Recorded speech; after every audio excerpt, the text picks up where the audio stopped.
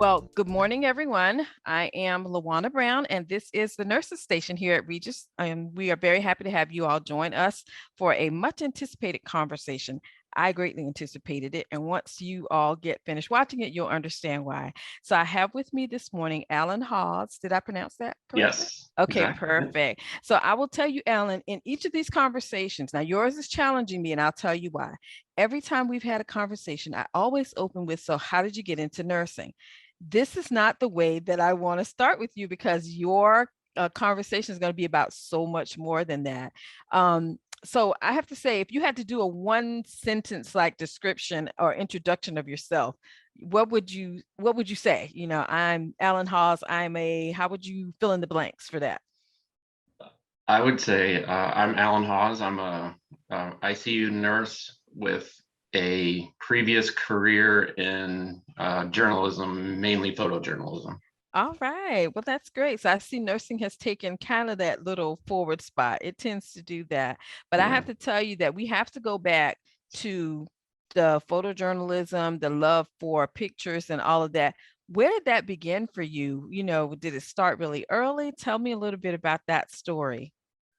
It started when I was just eighth grade. Really, is when I got my first camera for my eighth grade graduation. My dad got me a little kind of cheap camera that you can change the lenses on, and I had been playing around with lesser cameras before that, but that was kind of the first big step, and I just kind of fell in love with it there. And then I tried out for my high school yearbook, and they took me on, and then I started shooting pictures for my local newspaper, just turning in pictures that I found around town. It was mostly like news scenes. So like if there's a fire or something, I had a police scanner, and I would go to the fire, take pictures of the fire, and then I'd drop it in the night box of the newspaper, and then a day or two later, it would appear in the paper with my name on it. And so that's how I kind of got started, and then it just kind of rolled on from there.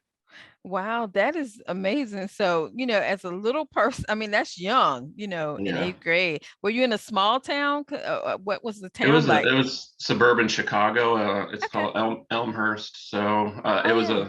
a I think they had 40,000 people in there. So it's a medium-sized suburb of Okay. Chicago at the time, but they had a newspaper that came out, I think, 2 or 3 times a week. So Mhm. it was nice. It wasn't too big where they didn't want my stuff, but big enough to where it was pretty fun to do. Wow, that was perfect. When I think about old cameras, you think about old cheap cameras. I can remember Polaroids, which is aging me a little bit. You get the picture and you have to shake, shake, shake Oh to be yeah. able to develop it. So that's aging me. But even the fascination to have it that young, and to just kind of jumpstart yourself pretty much into doing that. So starting out there in that small space. Where did this eventually take you before you got to a career switch? Uh, it took me, I went into college, shot on my college newspaper, and then I had a lot of freelance opportunities in downtown Chicago. So I transferred colleges at that point. I was at Southern Illinois University, then I went to Columbia College, which is a fine arts college in downtown Chicago. And I was freelancing for the Chicago Tribune, sometimes, and the Associated Press. And I'll date myself. That was back in the days when Michael Jordan was playing basketball and stuff. Oh, So hello. Yeah, yeah, so those are some good days now. I those have to were good tell you, days in Michael Chicago. Jordan playing basketball and to be in Chicago, Yeah, that was perfect opportunities to get some yeah. awesome and amazing pictures. I have to tell you, just as an aside, Michael Jordan, I love him to death. I have a little beef because as soon as we bought tickets to see Michael Jordan in Atlanta, he retired. And I was so crushed by that. I haven't gotten over that, Michael. If you happen to see this, you need to, because I have not gotten over that. But just amazing to see him play. So were you able to get did you find yourself, in the middle of like places where you were courtside or up front for hmm pictures and Oh photos? yeah, yeah. I shot a few games for the Associated Press, so I was on the court, like where you see when they do a layup Wow. and they go crashing into the photographers. That was me. Oh, That that's so was like exciting. so cool. Just feet away from the greatest. So Right. that was awesome. Right. That was Yeah. amazing. And I tell you what, to have the eye to be able to capture a lot of the photos that were taken, particularly of him. Mhm. Because we could see the photos and you could see the game, but even seeing the photos to see how it literally was almost like he was in the air, Oh, yeah. yeah, that had to be amazing. Oh, So, great. as you're doing all of this in Chicago, did your photography move you away from Chicago to other areas? What, Mhm. tell us a little bit about that. I moved to Greenville, South Carolina, when my wife got a job down at the Greenville News. It was a full-time staff job, so it's a little bit different than freelancing. It's so you have a steady income. Freelancing is pretty hard because Mhm. you don't have a steady income in it, so it makes it a lot more stressful. So we decided that we wanted to kind of do that. So we both came down, and they ended up hiring me at the daily newspaper in Greenville, South Carolina, and then I stayed there for a few years, and then switched to newspapers to Charleston, where I Mhm. live now, and worked at the Post and Courier for 15 years, Oh, and wow, that's before I amazing. Now, decided to change. yeah, you coming Yeah, so, close to home now because I was born and raised. I've been born and raised in South Carolina. I lived there my whole life. um, And Greenville, I love. I almost literally moved there before the pandemic. I really, really we wanted I to love. move Yeah, it's a there. great town. It's a great town and it has changed and developed so Mhm. much purposefully. I love to Yes. see the purposeful change that they've made downtown, the Yeah. Reedy River, all of that area. The art just it's just and great food. Can we just take a Yeah. moment and pause for the restaurants in Greenville that you have Yes. to go to that are just amazing down there? So that's great. And Charleston, similar, has a Mhm. lot going on down there with the battery and everything. So now, I would love to just stay on the topic of the pictures because we could talk about that forever. However, since we are nursing, we're going to bring it around to where was that moment or that space of time where you kind of made that thought? Was it a conscious, I'm going to be a nurse thought? What kind of sparked and led into that whole you getting to be now ICU RN?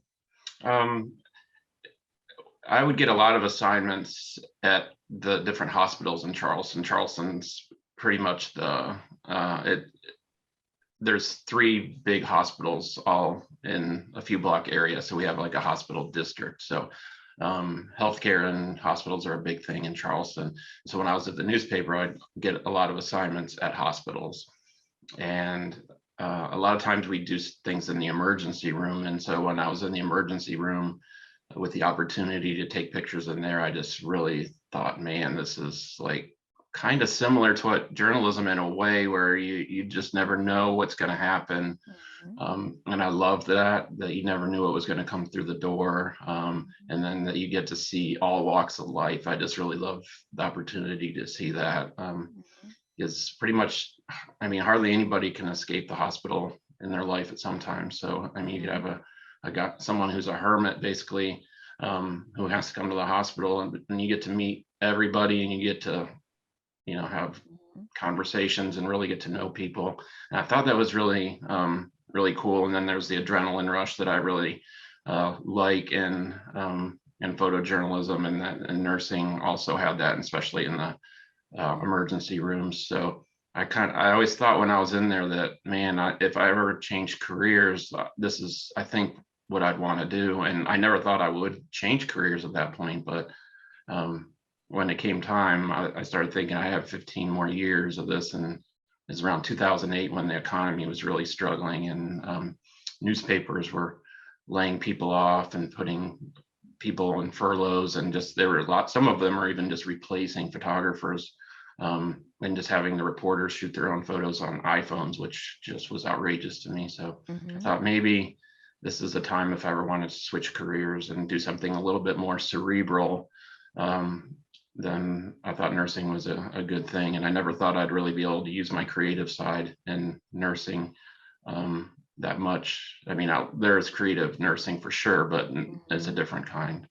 Wow. And when you think about that, and I can recall because I'm a newspaper person, I was the person who would get the Sunday paper and I would get it early in the morning so it didn't sell out. I put it there so that after I went to worship service, I could read the Sunday paper. And my kids will tell you, if you touch my paper, nobody touch my paper till I read my paper. I wanted to go through every piece of it because I always loved the feel of just that print and the pictures and all the things that were there. But I can remember when things start to kind of go a little bit, in a different direction for that. So it's good that you had that to fall back on, that there's a connection kind of that was there. So was nursing school the whole, how was that for you? I always have to ask, Ooh. everybody about how was the nursing school? I just want to know, was it just me, or No. did No, they just make it hard for me, or? I put my toe in the water first. Mhm. So I just went to the Trident Technical College, which is our local technical college, Love and Trident. Yeah. yeah, I took anatomy and physiology there, and I was like, oh my gosh, what have I gotten into? This is really hard. But then I ended up getting an A in both the anatomy and physiology Hey, classes. I was yeah. like, well, maybe I have a knack for this. So then I really started thinking about it, and then I would just take, probably at the beginning, I was just taking one class at a time, just starting to Mhm. see if I still wanted to do it. Then all of a sudden I just said, I'm doing this, and jumped in. But yeah, it was a struggle. At the end, well, for the last year, I quit my photo job just so that I could concentrate on my Mhm. grades, because I couldn't afford to, get a bad grade and have them Mhm. have to wait 6 months, as that's how it worked there. Oh yeah. If you Mhm. didn't get a C or above, then you're out of the program for 6 months, and I Oh couldn't afford yeah. that. I had kids Yeah. and a wife, and so Yeah, we um, we the same way. I started at Florence Darlington Tech, 36 years old, divorcee, 4 kids, broke down car. I'm like, look, I only have one shot. yeah, It's like when Eminem says you only got one shot, I only had one yep, shot. And yep, I didn't want to miss that train, so I right, can understand that. Well, you made it out. And of course, if you're looking for adrenaline, the ER and the ICU are your places to be yeah. in one of the units. So were in the ICU. So when did you start? When was the nurse? Because I'm trying to time you with COVID. Did you come in before that? How many years had you been nursing prior to COVID? Probably about six, I 7. Yeah, I'd been nursing for about let's see, about 6 years Okay. before COVID hit. Okay. Um, Yeah. and so I had maybe a little longer, maybe 7 years. And so I was at Trident. There's also a hospital here called Trident. I was Hmm. there. I started out in the emergency room as a new grad, and then I decided that was a little bit too much for me as a new grad, and I wanted to get some floor experience. So then I went and did work the floor for a couple years at Trident, and then went to MUSC, where I am now, and worked in the interventional radiology department, where I pretty much just did conscious sedation during procedures.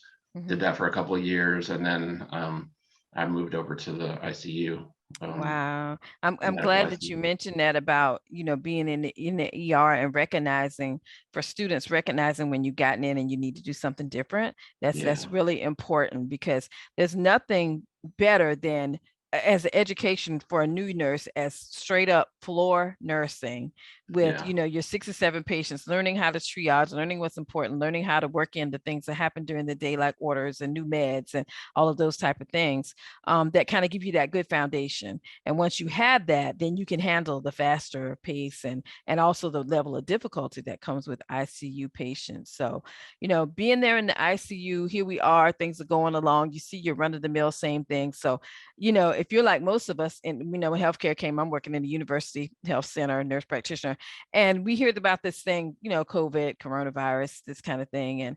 And I'm thinking, it's going to be a flu kind of thing. We're going to have a couple of months of this. People will, and it'll be what it's going to be. When did you know that it wasn't going to be your run of the mill, come through and keep it moving kind of episode for us? um, I actually, I didn't see it quite like I thought it was going to be the flu. I was a little bit more, um, I wouldn't say scared of it, but more concerned about it, as Mhm. as a news junkie, I watched every piece of Right. news coming out of China. And I knew, since I was at the medical ICU, our specialty is pulmonary. So Wow. I knew that, and working at MUSC, we're the largest hospital Hmm. in the state, and basically all the other hospitals, if they have a case that's too difficult for them, They they send it to ship it to Charleston. That's us. right. Yeah, they send it to us. So, I was sitting there thinking, man, if this gets bad, I'm in the department where the worst of the worst is going to come. So Mhm. I kind of knew what I was in for. So I just like, I don't know, I like to prepare way ahead of Mhm. time for things like that. So I started reading every article I could. And there's a lot of research articles that were coming out at the time that weren't peer reviewed and all that, but they're, they couldn't because it was all just Mhm. breaking.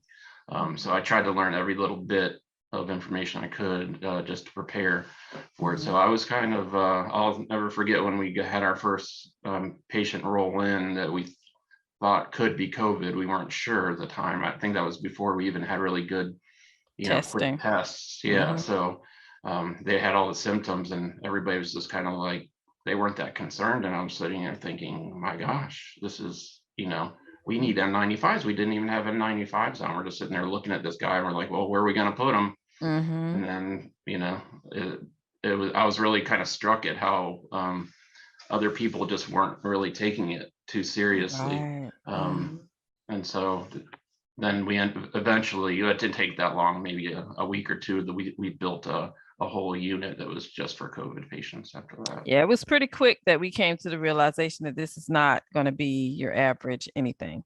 Yeah. And I think as it went on, especially those first 6 months with the whole PPE, who doesn't have it? What do we Oh my need? What do gosh. we wear? Do the Mhm. people need masks? Do we need masks? Do we wash our hands? Wash. It was just like, what are we doing? And we had to kind of get our bearings, and particularly in the units. So here you are in the units with, and I think initially we weren't, we knew people were getting sicker, but I don't know that we knew we were going to see as much of people dying, as we did. So as you're going through all of these, when did the part of your mind kick in? Because I have to think, I'm not a photographer, but I have to think that it's more, there's something about the eye, the mental eye, and also the physical eye of the photographer that's always capturing moments, as you're going through. When did it dawn on you that this is something that we need to be capturing? And how Uh, did you get that whole process going there?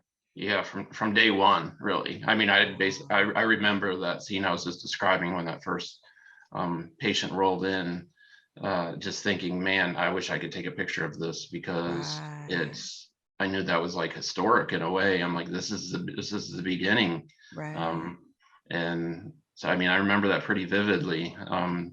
And the other ones I remember really vividly were my first day in the actual COVID ICU that we built. I'll never forget that day. Um, and I was there on that very first day that it opened and put the very first patients in there. And, that was a completely different experience to where it has evolved since then. Mhm, We took anybody who was COVID positive from inside the hospital and put them all in one room. mhm, And, and it was an open room that maybe had some curtains that pulled, and that was about it. And it was very traumatic for them because they mhm. were all super scared. They didn't know if they were going to die or not. But now, a lot of those people today, if they were to come in, might not even be admitted, but they Right. needed oxygen and observation, and nobody was intubated or anything like that at that time. So, Yeah. but I'll never forget that there was some pretty amazing conversations that went on among those patients in that room, that I'll never forget. That were Mhm. pretty. Um, I wish they could have been recorded. I really Right. do, Mhm. because there was one patient who was, trying to give everybody a pep talk, and they're saying, "Hey, we're all scared. We're going to get through this together. Not Mhm. together, but we're all going to make it through." And she just got up in the room and started walking around and talking. And then there's a couple people that didn't say a word, and there was one man who was sitting in the corner, and he was just mad that he got put in a room away from the rest of the hospital. And so Mhm. it was a really crazy dynamic that I'll never forget. And one of the women in there coughed like right on the back of my neck, right when I was like walking by her. And that was like completely exposed just because of the way the PPE is. And I was like, oh my gosh, Mhm. I can't believe that just happened. And so I was, Mhm. kind of freaking out because of that. So yeah, I mean, Yeah. there's a whole it was really, that would be a totally not memorable day these days, um, Mhm. because of the level of care that they needed, which was hardly anything. but back then it was, with all the questions, it was crazy. Right. It really was. So when did the pictures in your mind that you had turn into the idea of actually taking pictures, and how did you all navigate that process?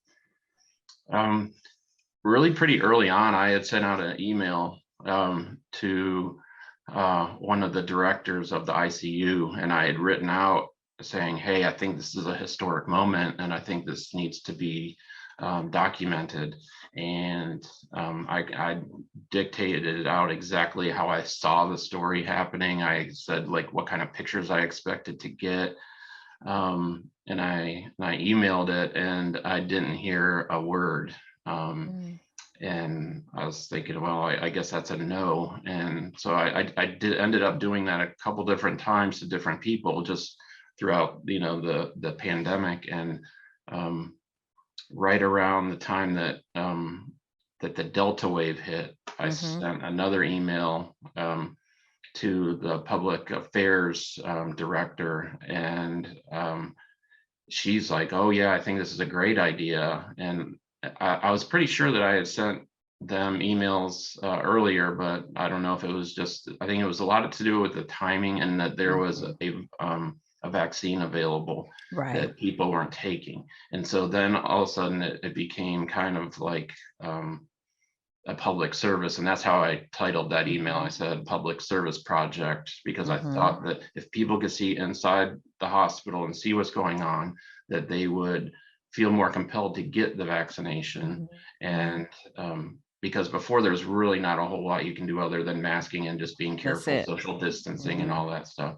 So I think that they understood that if that there was something that the pictures could do that was, instead of just powerful. kind of showing what's going on, but also get a message and maybe get people to change their behavior. So she emailed me back and was like, "Yeah, I think this is a great idea." And then the initial idea was just to take portraits of people who hadn't been vaccinated, who had gone through a little bit of um, scary times having COVID, and then maybe just having like a couple sentences about how they feel about vaccinations after they've had it. Mhm, And then I was like, well, how about we cover the staff too? And she was like, yes, yes, I think we should do that. And morale was really low at the time because, it's really difficult to have people coming in unvaccinated and mhm. then putting their families through all the trauma, themselves through all that, and then then the nursing and all the care team members through all the trauma that goes with um, caring for COVID patients.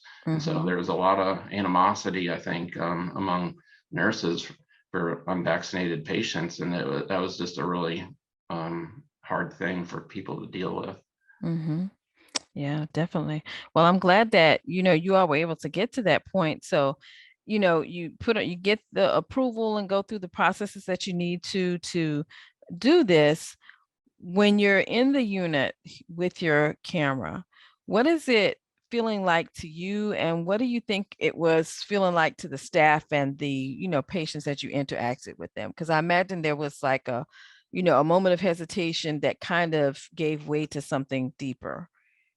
Yeah, I was concerned about that at first, because I know as a newspaper photographer, whenever I came into a hospital with my cameras, um, then I remember the nurses always being like the first ones being like, "Whoa, whoa, whoa, whoa, what are you doing with that Mhm, thing? You can't have that in here." And I mean, some people got like pretty nasty with me at times, and I'd be like, "Well, I got permission here," like the mhm, public information person was just like trailing behind me, or mhm, they just thought I somehow snuck in the hospital and was going to start taking mhm, pictures or something. But the nurses were always the biggest defenders, I found, of patient privacy.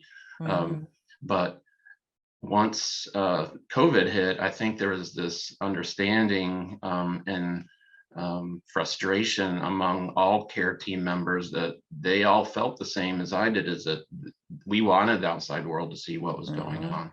mhm, And I remember riding in the elevator a couple times and people would be like, "Hey, what's with all the cameras?"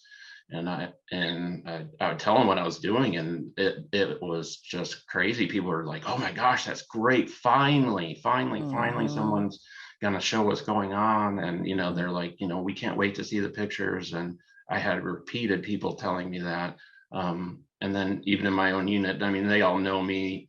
Most of them know my background a little bit. So, and I just told everybody that, this has been approved all the way up to the president Mhm. of the university, was behind it. So, I didn't have any pushback, at all.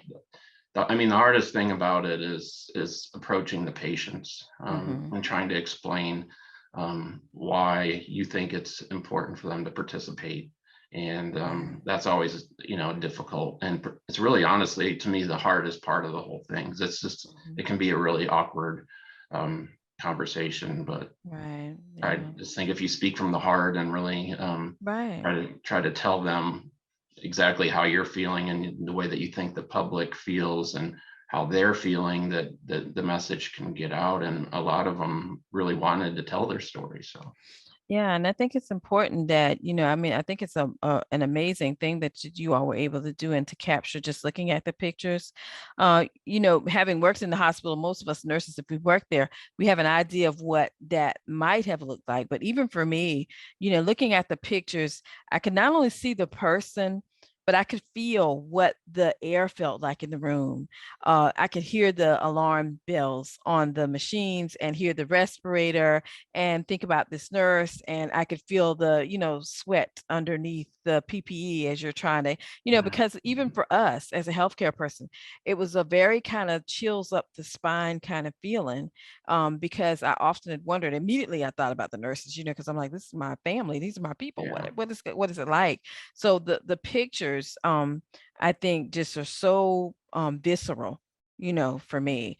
And then to look at the patients, like the young woman that you had that was there that had a picture of her baby that she hadn't been able to hold yet. hmm, And I'm thinking, what that feels like, to know that we were in a space where there was not a lot that could be done at one point for some folks. We knew some weren't going to make it. And sometimes, in the ICU, you have people that are actively dying as you're caring for them, and to capture those images of what that looks like, what it looks like to have a patient that's prone, and trying to get a team together to turn the patient. Simple tasks that can become really, a moment of life or death, depending on how things are. So with your project and the pictures, how long of a time was it before you had done enough images, or did y'all begin to start using them immediately? Was the focus first for the website, or for perhaps even doing I know the hospital has like a magazine, the hospital hmm. magazine. Where was the focus as to what, where the pictures would end up, Um, Once I got the approval, I kind of had a feeling inside that, I knew it was a pretty unique opportunity. So I felt like once the word got out that they would be seen by a lot of people. I didn't know, Mhm. how far it would go. I mean, I've been blown away about how far it has gone. Um, but initially we just started out with the hospital newspaper, which is called the Catalyst. And had one of their reporters had called me and just done like a interview, and then they just ran a little thing on the web. And that's all it needed. It just needed a little seed to be planted. Mhm. And after that, the NPR reporter, well, the South Carolina Public Radio reporter, who in Charleston had seen that, and called and said, hey, she wanted to do something for South Carolina Public Radio. And so she came by, and I did an interview with her. And she turned it in, and the NPR people wanted it because they work hand in hand. And so it was on NPR nationally, on All Things Considered. And after that, it was then I got a call from CBS, and David Begnaud, who is their chief Right. correspondent on CBS Mornings. I talked to his producer, and they wanted to come down and just follow me around for a couple days. And so we did that, and that was just mind blowing how much that got seen. Mhm. So it's just one little, once you get the word out, Right. just a little bit, and especially with social media, it's so easy to get it out, and people to pick it up. I wasn't a big social media person, other than I had like a Instagram Mhm. account that I just kind of put some of my pictures on, but I didn't have Right. Facebook. I had an Instagram that I hardly ever used, but then right before all this happened, I'm like, I think this is what I need to do. So I got a Yeah. Facebook page, and then I started putting some of the stuff on Instagram with the hospital's approval, and Right. so it really took off from Yeah. there. It's important. When I see the pictures, well, this is going to date me too, but I thought about Life magazine because, as a kid, I loved Life. And some of the most vivid pictures I have that are memories are from Life and National Geographic, because Oh they were yeah. the ones that had the profound pictures, the world changing pictures, and Time magazine, of course, Hmm. they're in there too. And so that's what I thought about. But, I also thought about the fact that with nursing and with photography, there's similarities. I think about the focus because, with nursing, there's a focus that's required with you that connects you to that patient and what's going on with that patient. The same way it does, when you're trying to get a shot, for a picture to capture some things that are there. That's not just what you see, but also what you feel and what you hear. I also thought about the intuitiveness that's there, because with nursing, there are things that you feel are going on with the patient that the monitors may not show, but you just have that feeling from taking care of that patient. I worked in labor and delivery. So Hmm. for 10 years, night shift. And so, the doctors would come in and get report, and then they would say to us, well, what do you think? Because you had a feeling, and sometimes you'd be like, well, I just don't know. I think we're going to have to do a C-section because, you just had that feel. And the same Hmm. thing with ICU. When I rotated in the units, I can remember nurses saying, oh, we'll get the board out because 12 is going to code. And even though it doesn't look like, it is with the thing, but they were like, I just got that feeling. And so Hmm. I think you get that same thing with the camera. I can see that there are some things where it's just like, okay, this, I need to capture this particular thing, and there's a feeling that's there and a connection that's there. And I think the important thing for me, Alan, with this is that so much of COVID was numbers and data, and they all have their place, in driving decision making and driving research and evidence-based practice. But I think what your work has done is change the cases to faces. And I think that was what we needed. Because when you look at the numbers, all we see is the numbers, but when you can see the faces, it affects us. It affected me when I saw I text, and Andy usually finds the people that we're going to talk to, and he finds such wonderful, great people. And I sent him email. I said, we have to talk to Alan Hawes.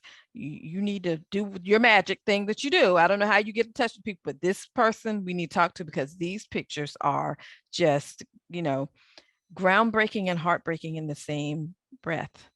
So I think that your work has been just, and what I love especially too is that for nursing students, this lets them know you can really bridge so many things, with medicine and with nursing, with the care we have for patients. So where are you at with your project now? I think I was reading that is one of the museums doing a showing, or did they have a showing of the pictures The, already? it's the public library, Oh, where we yes. have, yeah. So the public library here almost always has some sort of exhibit of some sort of artwork, Mhm. and so I did we printed a bunch of pictures for them, Mhm. and they're on display at the main library, and then they are going to be rotated around to all the branches. Mhm. So I did a talk there, like an opening.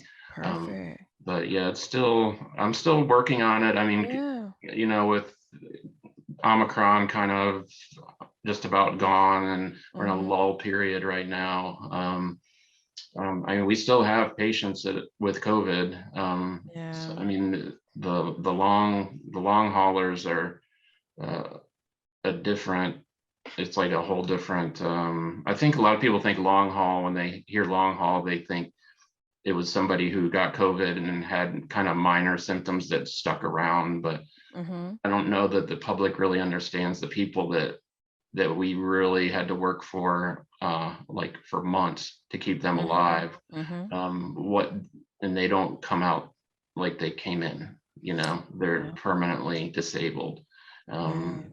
and so there's still a little bit of that in our unit, and I think that's an important story to know that Definitely. Yeah. this is a life-changing thing. It's not just like you're either going to have like cold symptoms or Mhm. you're going to die. There is a gray zone there where you are Mhm. going to be living with oxygen or with a Mhm. trach for the rest of your life, Mhm. and we have a lot of people that have gone through Profound changes, and I wonder when you think about pictures, even about before and afters, and I think about, I have a friend that's a physician, and he made the comment to me. He said, when people come in now, I notice that my patients look different.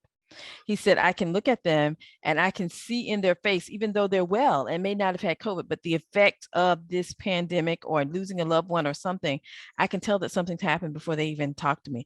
And I think to myself, if we could have taken pictures of everyone before COVID and oh waited till yeah. now and taken pictures of ourselves, or even if we look back at ourselves, at pictures we took before, can we see the differences because it strained us all in so many different ways?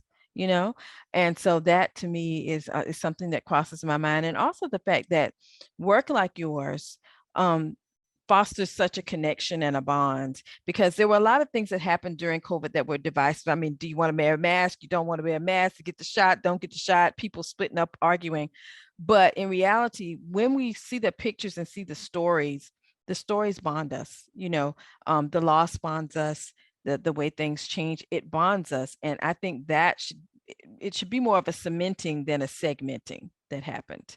It really should be, because if nothing else, it showed us all that the human race is really as a whole, we faced a common enemy, and there was no division anywhere. It could happen to anyone, and it did.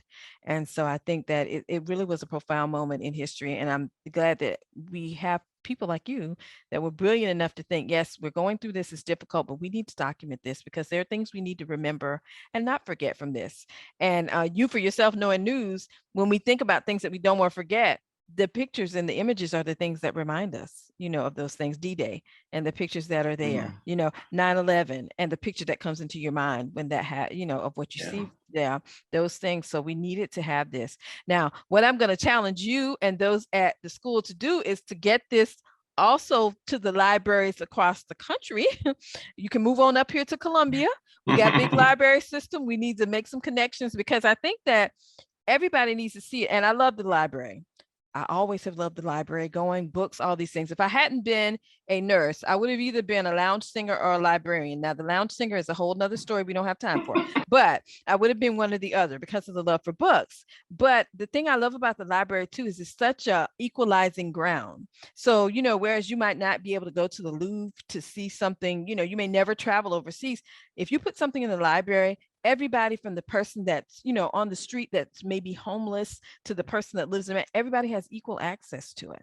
And that's so important, that everybody be able to see that. So I'm so glad that I was able to meet you, to see the pictures, to make the connection, and that this moment in time merged our stories, because I know there's a bigger story here. So I thank you so much.